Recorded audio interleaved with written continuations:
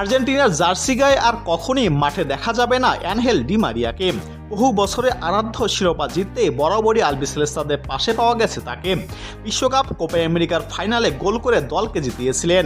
তবে এবারে Copa America দিয়েই আন্তর্জাতিক ফুটবলকে বিদায় বলে দিয়েছেন তিনি।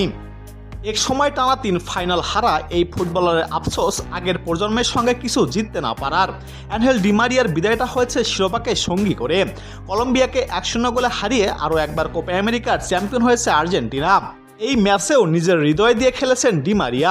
ম্যাচের পর তিনি বলেছেন, এটা লেখাই ছিল, তার তেমনই হয়েছে।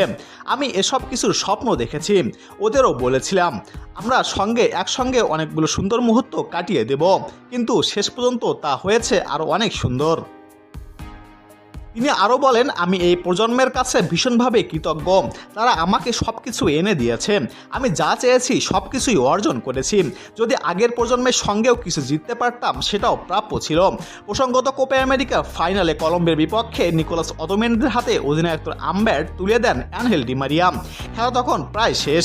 সেই সঙ্গেই ইতি ঘটে অবিশ্বাস্য এক ক্যারিয়ারের।